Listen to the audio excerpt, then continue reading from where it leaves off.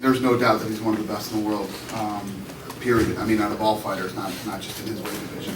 He definitely should be on the bounty list. You know, every time I step in the octagon, my goal is always to win and finish fights. Unfortunately, sometimes, you know, the guys go to the hospital, and one part of me is very happy that I won the fight. The other part of me is really sad to see that my opponent had to go to the hospital. These guys came out and performed. You know, I've basically been saying the whole time that I've been promoting this fight is, you know, if you've never been exposed to the lighter weight divisions, here's your chance. Check them out, give them a shot.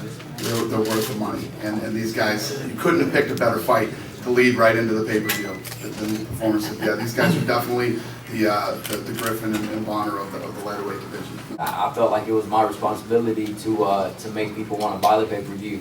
You know, having been fighting one of my closest friends, basically my brother, you know, Cowboy, I felt like I had to sell the pay-per-view. And, I mean, there's no quitting this dog. I felt like right after the fight, I felt like I won. I haven't seen the fight video yet, so I can't really decide. But at this point, it's the decision's made. We can't turn back time, so I accept the decision. You know, Uriah is still one of the best in the world in that weight division. You know, Jose just that good. I mean, he completely shut him down tonight. And, you know, I don't think Uriah is going to go anywhere. I did definitely went in there expecting a 5-round, you know, knockdown, drag-out war. But I went in there and just wanted to implement the game plan, you know, what we could do, exactly what we talked about. And thankfully, you know, Lord blessed me and it went my way. The game plan went exactly how we wanted it to go. This thing was everywhere. It was on MTV2, it was on Spike TV. And whenever you promote a pay-per-view, you don't want to limit yourself. You don't want to limit yourself on pay-per-views. And WC is on Versus, UFC is on Spike TV. And, you know, we went with no branding for this one, and we got as much promotion as we could. A, B, C, D, E, F, G doesn't mean shit to me. It's you know, we want to sell some pay-per-views.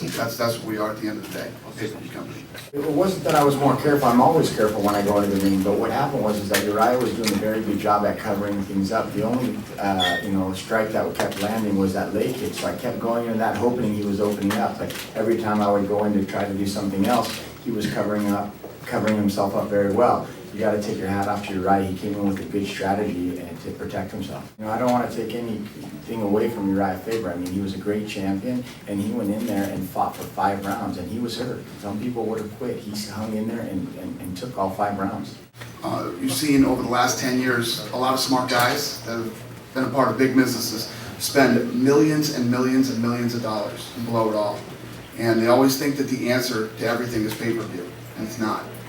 Pay-per-view will put you out of business if you don't do it the right way. And, you know, I think that I did this one the right way. Hang it out. Watching fights. Good answer. You know, what happened was, it was his idea. I actually took him to a basketball game, and Rihanna was there.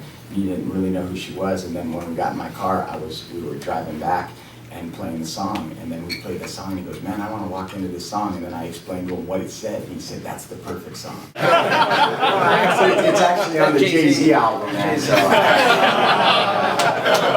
That just saved his ass, right?